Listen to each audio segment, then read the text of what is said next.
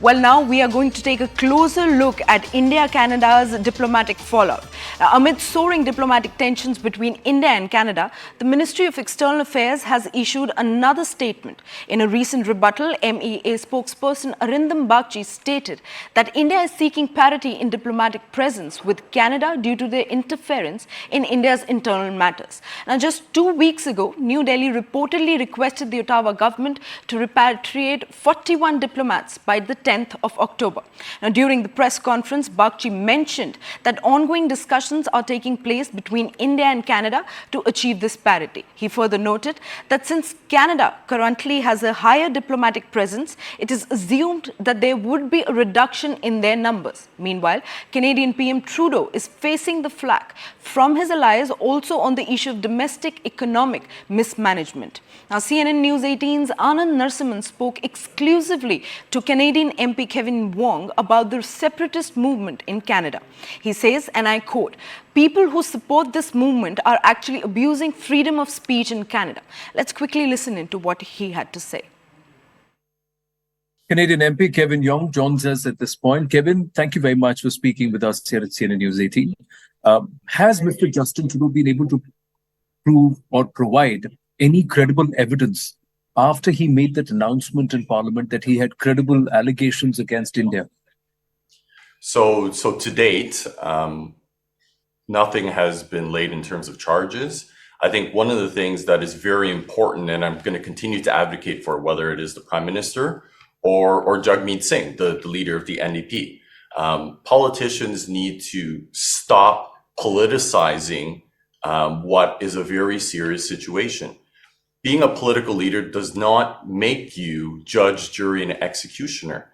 If there is credible evidence, leave it to the appropriate authorities to be able to lay any charges if that's warranted. And right now, this continued whisper and innuendo campaign is doing a disservice to both of our countries. It's hurting the relationship between two democracies where rule of law should be a priority. And unfortunately, that's not what's happening right now. In your wisdom, why would a prime minister of a nation say what he said and act like he's acting? I'm not going to presume what the prime minister is thinking, but I think it is no secret that both the Liberals and the NDP count on the Sikh community in British Columbia in particular for about 12 seats. I hope that's not the case. I hope that they are not putting party before country and party before the important relationship between our two countries, because there are certain things that should matter more than politics. That is, for democratic countries like Canada and India, rule of law, justice. We can't try to put out all of these whispers and innuendos without bringing forward the evidence. And I think a lot of people are asking, and I am asking, where's the evidence? Why haven't charges been laid?